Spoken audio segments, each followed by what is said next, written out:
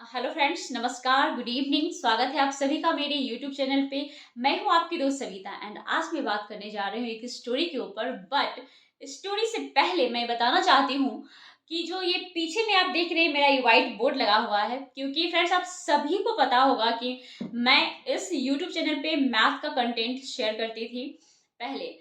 और जो क्लास 8 का संदीप अग्रवाल मैथमेटिक्स जो मैं सॉल्यूशन स्टार्ट की थी, बट मैं उसे किसी रीजन बस कंटिन्यू नहीं कर पाई। कभी फैमिली के माहौल में मैं इन्वॉल्व हो गई। खैर ये सारी बातें जितनी भी ये सारी एक्सक्यूजेस हैं, वो वो चीज़ मेरे मन को आज तक क्लिक कर रही है कि मैं क्यों नहीं अपलोड कर रही हूँ। और दूसरा चीज़, मैं कमेंट में देखी हूँ कि बहुत सारे स्टूडेंट मुझे मैसेज किए हैं कि मैम आप इसे आगे आगे वीडियो अपलोड करो, आगे बताओ। हम लोग वेट कर रहे हैं आपका मैथ्स का वीडियो के लिए। एंड मेरे फ्रेंड्स, मेरे कलीग्स भी मैसेज कर रहे हैं कि नेक्स्ट तुम्हारा मैथ का सॉल्यूशन जो तुम अपलोड कर रहे थे वो कब आएगा। तो खैर इस चैनल पे मेरा ब्लॉग एंड स्टोरी कंटिन्यू चल रहा है, इस वजह से मैं यहाँ पर मैथ का कंटेंट नहीं शेयर करूँगी। मैं एक यूट्यूब चैनल बनाई हूँ न्यू और उसका नाम है SAVITS Savita space mathematics 1111 means 4x1। तो उस चैनल पे मेरा मैथ का कंटेंट अपलोड होगा कुछ दिनों में, मैं वो कंटिन्यू करूँगी। तो आप उस चैनल को सब्सक्राइब कर लीजिए और उसे शेयर कर दीजिए। जो 8 क्लास के स्टूडेंट होंगे उनके लिए काफ़ी हेल्पफुल रहेगा। ये सारी बातें मुझे आप लोग को इन्फॉर्मेशन देनी थी, so thank you. And next जो आज का मेरा स्टोरी है, ये स्टोरी एक राजा की स्टोरी है। एक राजा भगवान का बहुत बड़ा भक्त था। वो भगवान पे इतना ट्रस्ट करता था, उनकी पूजा पाठ अर्चना, भगवान उस पर बहुत खुश हो गए और उन्होंने एक दिन साक्षात दर्शन दिया। राजा भगवान को देख के धन्य हो गया और उसने कहा कि भगवान, आपने मेरी जिंदगी की सबसे बड़ी जो मेरी ख्वाहिश थी उसे आपने पूरी कर दी। मेरी जिंदगी के सारे ख्वाहिश पूरे हो गए। मैं बहुत खुश हूँ और मेरी एक रिक्वेस्ट है आपसे कि मैं अपने राज्य के जितने भी जनता हैं, जितने भी लोग हैं, मैं उनसे बहुत प्यार करता हूँ और मैं चाहता हूँ कि आप उन्हें भी अपना दर्शन दें। भगवान ने राजा को समझाया कि नहीं, ऐसा नहीं हो सकता, क्योंकि तुम मेरा इतना पूजा करते हो, तुम मुझ पे इतना ट्रस्ट करते हो, इसी वजह से मैं तुम्हें दर्शन दिया हूँ। बट ये सबके लिए पॉसिबल नहीं है।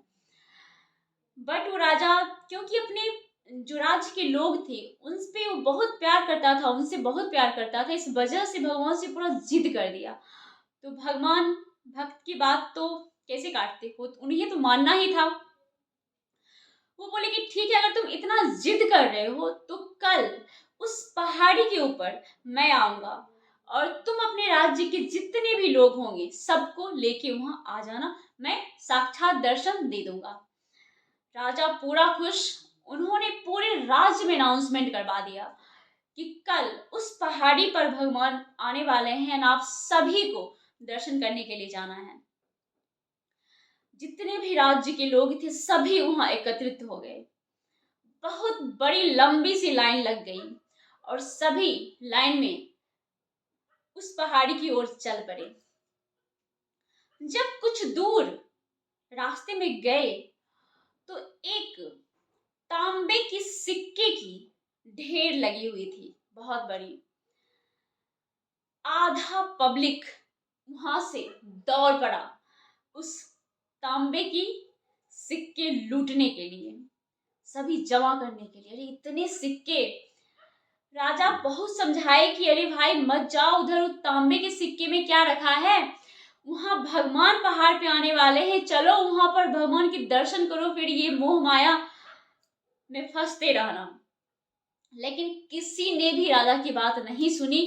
आधा परसेंट पब्लिक, 50% पब्लिक वहां से निकल गए और चले गए पीतल की जो सिक्के थी उस सिक्के को जमा करने के लिए, लेने के लिए, और घर ले जाके उसे ढो रहे थे, घर ले जा रहे थे। तो ठीक है, राजा ने फिर पीछे मुड़ के देखा। चलिए 50% तो मेरे पब्लिक हैं जो कि भगवान पे विश्वास करते हैं, उन पे ट्रस्ट करते हैं, मेरे साथ आने के लिए रेडी हैं, सभी साथ में जा रहे थे। कुछ दूर और गए तो रास्ते में क्या दिखाई दिया? चांदी के सिक्के की ढेर बहुत बड़ी।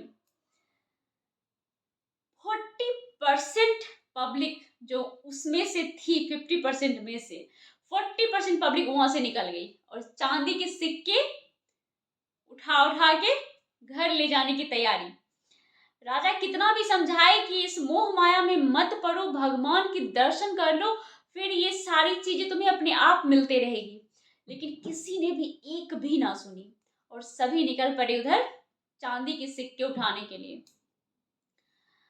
राजा थक हार के फिर देखे कि चलो 10% पीपल तो बचे हैं, इतने तो हैं जो मुझ पे ट्रस्ट करते हैं, भगवान पे ट्रस्ट करते हैं, साथ में सभी चल दिए। कुछ दूर और गए तो उन्हें क्या दिखाई दिया? गोल्ड की सिक्के, सोने की सिक्के की ढेर। अब जो 10% थे वो सभी निकल पड़े गोल्ड की सिक्के उठाने के लिए। राजा कितना भी समझाए कि चलो ये सब मोह माया में मत पड़ो, भगवान फिर शायद दोबारा दर्शन दे या ना दे, बट सारी पब्लिक ने एक ही जवाब दिया कि महाराज ये गोल्ड के जो ढेर यहाँ पड़े हैं शायद ही दोबारा मिले या ना मिले, अब मैं चला और आप जाओ दर्शन करने के लिए भगवान की। सभी निकल पड़े। अब राजा रानी दोनों अकेले अकेले जा रहे थे पहाड़ी की ओर। राजा साहब ने रानी से कहा कि रानी साहिबा देख रहे हैं दुनिया कैसा है, सभी मोह माया में पड़े हुए हैं, साक्षात भगवान दर्शन देने के लिए आ रहे हैं, बट सभी को ये सोने चांदी की पड़ी है। रानी भी राजा के हाँ में हाँ मिलाते रही। जब आगे और निकले, जब वो पहाड़ी नजदीक ही आने वाला था तो वहां क्या दिखाई दिया? डायमंड, मोती, हीरा पूरा भरा हुआ। अब रानी से भी नहीं रहा गया और रानी भी निकल पड़ी वो पूरा मोती को समेटने के लिए, वहां से उठाने के लिए। राजा साहब महारानी जी को भी नहीं समझा पाए और फाइनली अकेले चल दिए पहाड़ी की ओर।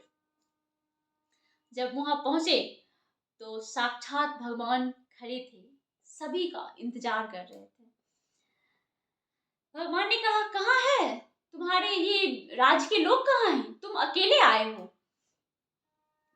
तो राजा साहब भगवान से क्षमा मांगा और कहा कि प्रभु जी मैंने सबको बुलाया बट किसी ने भी नहीं आया, सब रास्ते में ही किसी न किसी मोह माया में फंस कर रह गए और मैं अकेले आ पाया, मेरी ये मनोकामना पूर्ण नहीं हो पाई।